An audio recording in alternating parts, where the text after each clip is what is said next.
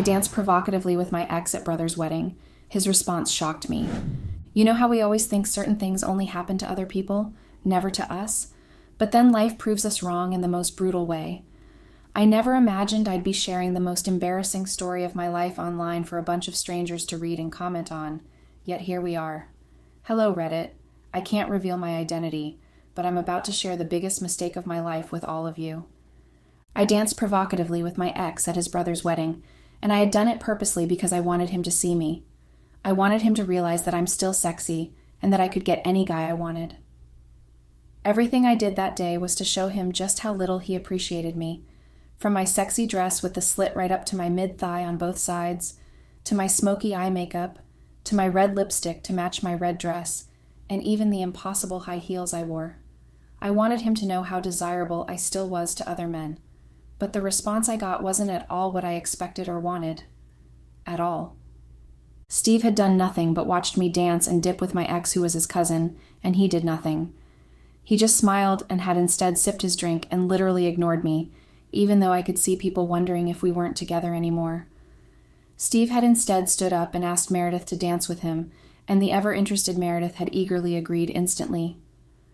It had upset me so much, but Steve had not stopped provoking me there. He had done another very shocking thing that just totally ruined everything at the after-party. He sent a recording of a chat to everyone on that table, myself included.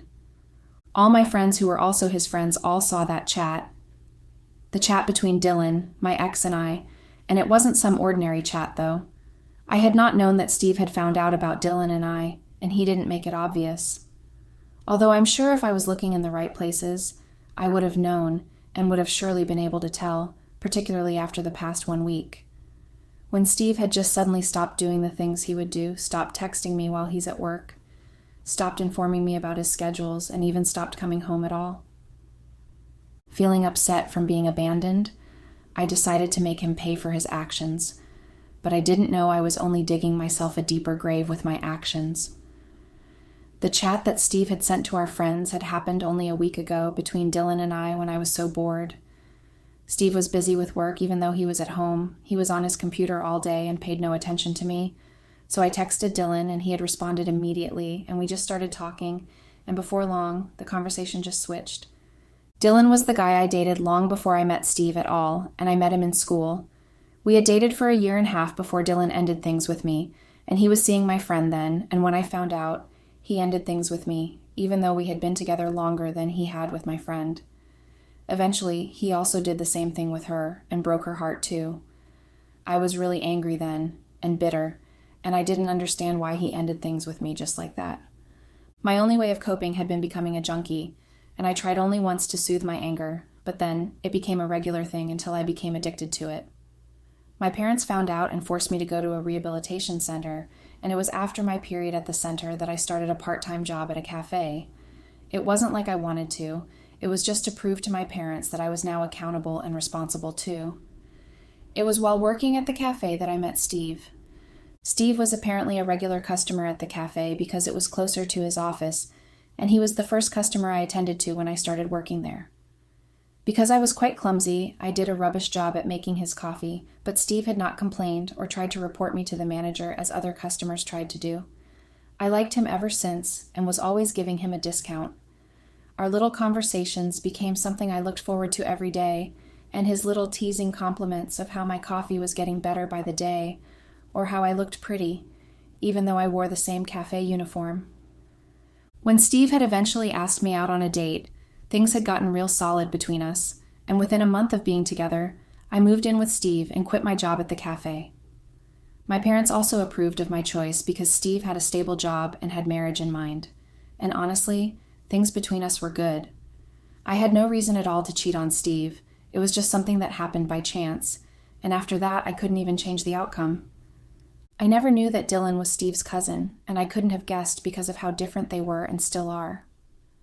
Where Steve is safe, reliable, and the sort of man to settle with, Dylan was the type of bad boy that every girl wanted to just have some fun time with and not something real. I met Dylan after so many years at a family reunion organized by Steve's mother. It was also at that party that Steve's brother had announced that he was getting married with his baby mama. I was shocked to see Dylan, And when I saw how he greeted everyone, including Steve, who eventually introduced him to me as his cousin, I pretended not to know him. Dylan said nothing when I did that, and I was glad. I didn't want to tell Steve that his cousin was my ex who dumped me for my friend, but the truth had come out eventually anyways. I managed to ignore his presence there by literally sticking to Steve the entire evening, and I thought that there was no need to worry about anything because I had no intentions of speaking to him again. But shockingly, I don't know how, probably from Steve's brother or his fiancée, Dylan had gotten my number and he texted me. I didn't know how to react, so I ignored it, still bitter by the fact that he left me. He continued texting me, though, apologizing for his actions, promising he was a changed man and telling me that he only wanted to be friends and nothing more. So I eventually agreed and forgave him, and from then we started talking, randomly at first, and then it became regular. It went from a, "How was your day?" to, "I hope Steve is treating you the way you ought to be treated." And slowly it graduated to discussing my sex life with Dylan. Soon I was telling him everything about us, including the good and the bad, and I didn't think anything of it. Dylan was just a friend, and he was always available. He made it easy to talk to him, and I was glad to have someone to discuss things with, and his texts became something I looked forward to every day, even at night, when we would talk about anything the next morning. I felt Dylan had truly changed. He wasn't the same uncaring guy I dated in the past, and he was discussing feelings and asking the questions he never did in the past, and I felt that was good. Eventually, it did graduate to him telling me how much he missed me and how he wished he was in his cousin's position. He would talk about the old days and how sex was good between us, and I guess talking about it had kind of evoked some sort of old flames between us. So when Dylan suggested that we met, I agreed instantly. It was first at a restaurant, and then the second meeting had been at his place, and that was the first time we had sex too. The first time was really a mistake, but I guess not on Dylan's part. He had prepared the mood, and he knew me well, and from the way we've been talking, he already knew the things that he could do to get me horny fast, even more than he did in the past. So it was easy for him to order my favorite food and transform his table into a restaurant designed for couples with candles and roses.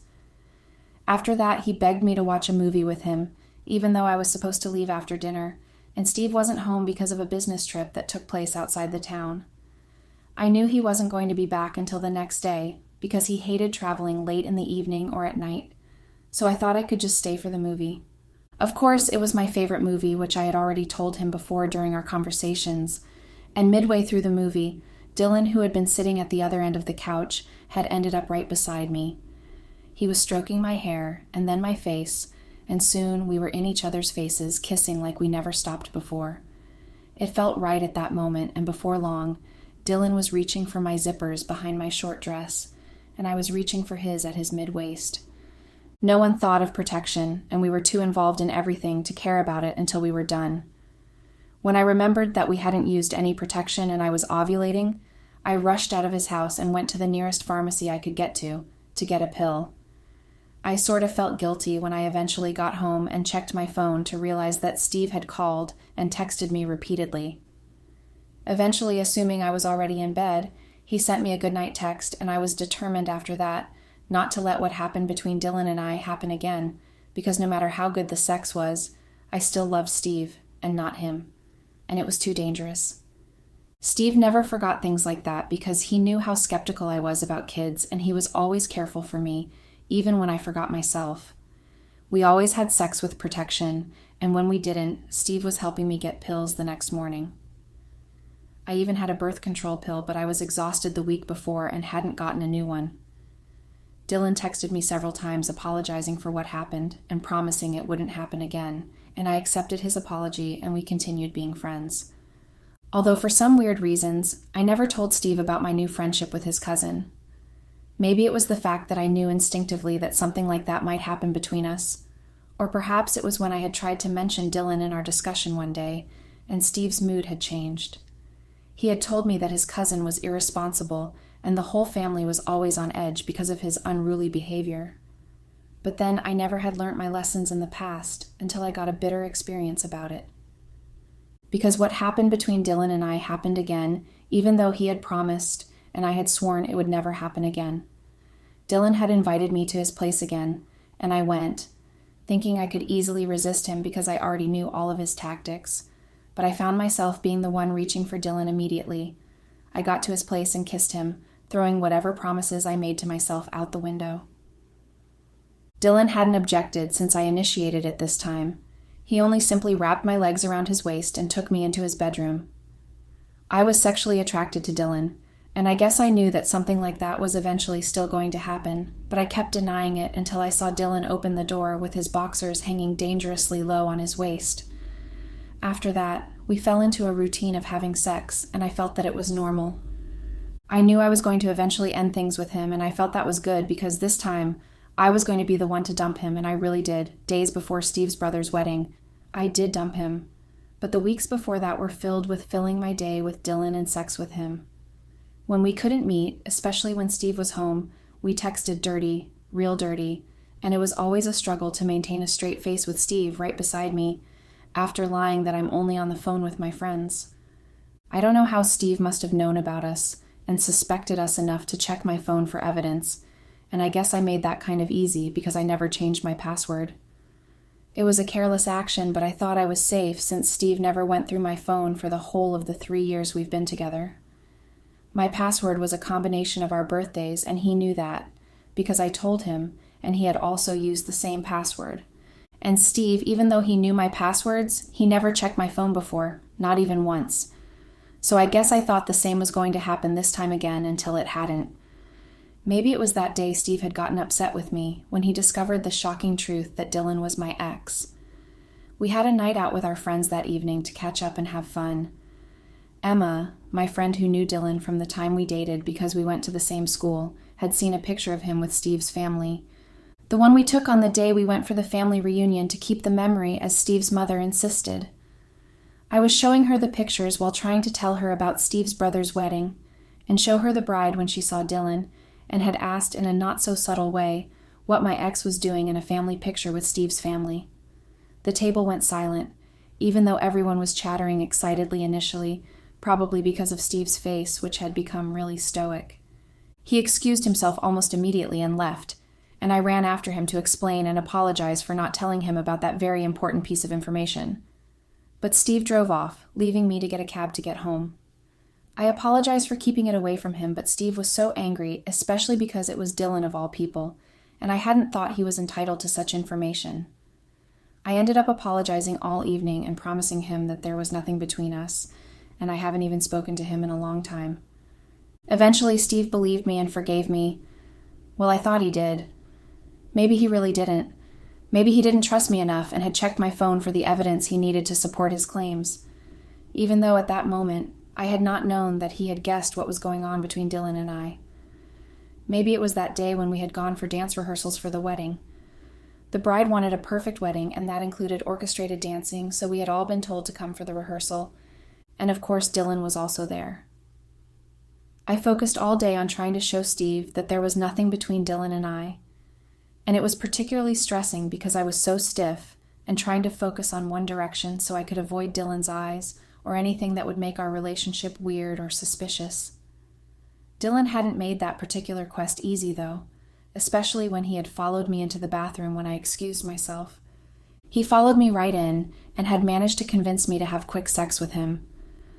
I know I shouldn't have, but I agreed because the thought of sex with all those people out there and the thought that anyone could walk in on us made it really dangerous and also exciting. We had sex right in the bathroom, and it was no more than 10 minutes, and I adjusted my hair and makeup, smoothened my dress over before going back out. But Steve had looked at me weirdly, especially after seeing Dylan come out of the same direction as I had done 5 minutes later. But he never said anything, and I never tried to revisit the conversation, avoiding telling more lies than I was already doing. After the rehearsal, and we got home tired and exhausted, I tried to seduce Steve into having sex, and he went along with it. So I really thought everything was okay between us, and that he didn't suspect anything besides just feeling uncomfortable that I dated his cousin in the past. So my frequent visits to Dylan's house continued, but eventually stopped when I broke things off between us, after realizing again that Dylan was just the same person he forever was before. I caught him again in bed with a different lady, and I was pissed, and I ended things with him. even though he kept texting and apologizing, lying that the lady had seduced him, and he couldn't resist at that moment. But it was just like the first time he ended things with me, because of another girl, only this time I was the one who ended things between us. I tried to focus on my relationship, but that felt almost impossible because Steve kept being so busy, and it was so frustrating.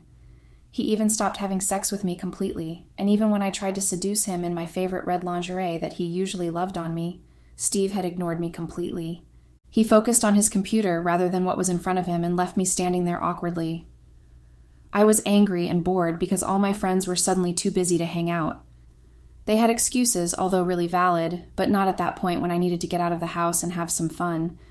So I decided to text Dylan again after ending things with him. It was just a crazy thought, and I didn't think I was going to go through with it until I found myself sending him a picture. That picture I had taken of myself in the bathroom naked when I was feeling really sexy the night before, and I sent it to Dylan. He responded immediately with a picture of his male genital organ showing how erected he was from just seeing my naked picture. He asked me to go into the bathroom and take another one with a closer view and send it to him. I had done exactly as he asked, and his dirty compliments made me feel better and sexy and even excited. Forgetting that I ended things with him, I sneaked to his place that evening when he kept begging me to come, and we had sex again that evening.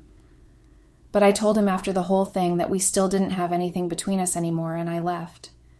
It was not like Steve noticed that I was even out of the house. He was in his study when I left, and when I came back an hour later, he was still there. So I went to sleep, not worrying about anything, thinking that I wouldn't get caught. I did keep my words. After that night, I didn't text Dylan again and didn't go over to his place again either. But Steve was making me go crazy with the indifference game he was playing with me. I felt like he didn't take me seriously because he didn't know that I was still strongly desired by many men, so I proceeded to show him exactly that.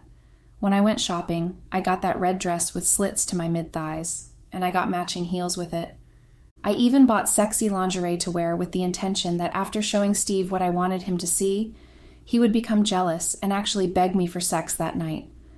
With that in mind, I purchased a red lipstick and some other things too to complete my look for the day.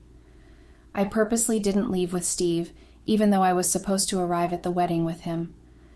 I waited behind because I wanted to shock him with my looks as much as I wanted to shock everybody else too. I arrived pretty late on purpose, and by then, they were done with the vows and already proclaimed as husband and wife, and then the mini-party to celebrate with anyone had begun. As I expected, all eyes were on me when I walked in, and I could hear a few whistling in different directions. I walked right by where Steve sat and proceeded to sit elsewhere opposite where he was, and I had mistakenly ended up at the table where Dylan was sitting with his date and his friends. I tried to pretend like I wasn't affected by it at all. I laughed at the stupid jokes Dylan's friends made in their poor attempt to flirt with me, and I pretended not to notice Dylan staring at me openly and that his partner at the wedding was giving me the stink eye. She was the same girl I caught him with. And when it was time to dance, instead of going to Steve as he was my dance partner for the dance, I asked Dylan instead, thinking I was doing the right thing, especially when Steve had not come for me. But instead of doing exactly that, Steve had chosen to dance with Meredith, their family friend's daughter, the girl who had always been obsessed with him growing up. I was so pissed, and I left the stage, ignoring the fact that I left Dylan standing there, looking confused. The couple had decided to celebrate again with just their friends this time, without parents in the mixture, as the party in the afternoon had been. So they booked a restaurant and we all went there, although without the couple because they had to catch their flight for their honeymoon. I sat there still reeling from my unsuccessful attempt to get Steve jealous. Meredith was also there feeling giddy that she got a few minutes of Steve's attention, and she sat beside him looking at every word he did and didn't say with a glazed-over look, obviously obsessed with him. I must have said something, I cannot quite remember, but I remember Meredith looking so hurt and had quickly left the table while everyone shifted uncomfortably in their seats. I was only thinking it in my head. I didn't know I had said some things out. Probably an effect of the drink. But then the drink had wiped off my face immediately, when everyone's phones had beeped on the table, except Steve's. And when I checked the content, I was so shocked and didn't know what to say. The collective gasp and disgusted looks across the table made me cold to my heels. Dylan quickly got up and tried to leave, but not without Sam, Steve's younger brother, punching him in the face for never leaving doubts in everyone's mind about the bastard that he was. Dylan left with a bloody mouth and probably a broken nose while I sat there shell-shocked and too frightened to move. I couldn't even look directly at Steve, too scared to see the look of disgust I saw on everyone's faces. He said nothing, just continued sipping his drink like he hadn't just ruined my life, like he hadn't just exposed my affair to everyone. Eventually, everyone got up to leave after having their say, and told me exactly what they thought of me, in the line of being a snake, liar, and a cheat, and other very insulting words that I'll rather not mention here. Steve was the last to leave, and he had told me rather calmly that he was going to be out of town the next morning, but back by evening, and he didn't want to meet me in his house or ever again. I tried to beg him, tell him it was only a mistake, and blamed his lack of attention. But Steve wasn't listening to me. He just walked out of the restaurant to his car and drove off. I don't know how long I sat there crying, but I must have stayed for too long, because the restaurant owner had eventually asked me to leave because she wanted to close for the day. I left there feeling too scared to go home. Steve was surprisingly too calm, and I was scared because I didn't know his next line of action. He already ruined my relationship with our friends, and I knew he would have something else off his sleeves, but I didn't know exactly what it was. I slept at a motel close to the house, and when it was morning, just like Steve said, he wasn't home. Instead of doing as he had instructed, I stayed back, hoping to get a chance to talk to him. But Steve had been so mad when he saw me still in the house after his instructions. He called the security to force me out, and he threw out my things. He didn't care that I was begging and crying for him to listen to me. It didn't matter that I kept calling and texting repeatedly simultaneously while outside his apartment to hear me out. Steve never opened the door, and eventually I found myself traveling late with my luggage to my parents' home. When they saw me, they were scared, but I lied to them that I only missed them and wanted to spend time with them. It's been 3 days now since that day, and Steve had not for once replied to my texts or even picked up my calls. I've tried everything, including trying to reach out to our friends who all blocked me the instant I tried, their opinion of me very obvious. My parents are already wondering what the matter is, and they keep asking why I brought that whole luggage if I was only staying a week. I've run out of lies to tell them, and I don't know how to keep up. I really love Steve, and I know I did a horrible thing. But please, guys, I'm really desperate to mend the bridge between Steve and I. What do you think I can do? How can I put together the trust I broke? Update. Hello, Reddits. It's been a minute. Actually, it hasn't. It's been the longest 3 weeks of my life, and everything keeps going from bad to worse. My parents eventually found out the truth, and they've kicked me out and have since then not spoken to me again. My mother apparently guessed something was really wrong and had called Steve, who told her exactly what I had done with that cruel evidence. I didn't even know that she was going to meet him. She just left home that morning and never told me where she was going. She only came home that day and started crying, and when my father had finally gotten her to say what the matter was, he was so angry and had asked me to leave. His exact words were, "He will never be disgraced because of a child who didn't know how to behave right." Ever since, I've lived in a small room on the outskirt of town. I must have texted Steve thousands of times by now, and yet no reply from him, not even a dot in acknowledgement that he was seeing my text and reading them. Even though I know he is, he reads them on purpose to give me hope that if I keep sending them, he would perhaps understand how sorry I am, but he never replies and continually dashed my hopes every single time. Just like you guys have repeatedly in the comments. Your insulting words and cruelty have proven to me that nobody thinks I ever had any justiciable reasons to have done what I did, despite the fact that I came here to explain everything, my emotions at the time, and I felt I needed to do the things I did, or rather was compelled to do them. But now I realize the truth, after having several times to go over the whole thing over and over again, that no reason was good enough to cheat, particularly not mine, because I had no reasons at all to cheat. Steve had been a good man and also a good boyfriend. He respected me all through our relationship, putting us first before other people, and he was thoughtful, kind, and patient with me. He taught me how easy it was to love with everything you have, and he had always never made me doubt his loyalty to me. But I had done otherwise. I was the worst girlfriend a man could ever dread having. Instead of respect, I had disregarded him, cheating right underneath his nose. Instead of the faithfulness and loyalty he gave me, I had given him the opposite and still managed to make it look like he was the one at fault in my head. I realized just how stupid my move was, and I realized just how delusional I was, thinking I could get away with everything I did. I regret cheating on someone as good and perfect like Steve with someone like Dylan who I have not heard anything from since that night. I cheated with a coward like Dylan who cannot even stand up to own his own mistakes. Well, in this case, I do not blame him. It's actually my own fault and mistakes. If I had never been as stupid as I was to think that someone like Dylan was worth risking my beautiful life for, then I wouldn't be where I am right now. I've now become reduced to someone who has to work different part-time jobs just to make ends meet again. At least the other times, I was supported by my parents. My mom would cook for me all the time, and I didn't need to worry about any rent or an overly aggressive landlord. Or his overbearing wife, who seems to think I'm sleeping with her husband for some reason. Now, I'm all alone with no support at all. No Steve to pay the bills or give me money for anything I needed without asking or giving a particular budget.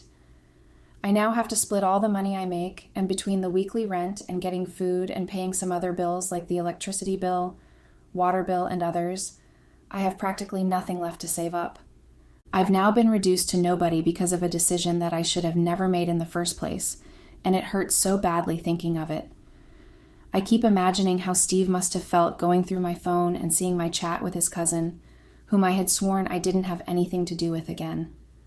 I wonder how betrayed he must have been to have held it all in throughout the week while I was behaving nonchalantly and demanding that he give me some attention, when I all but sold that right the minute he discovered my involvement with Dylan.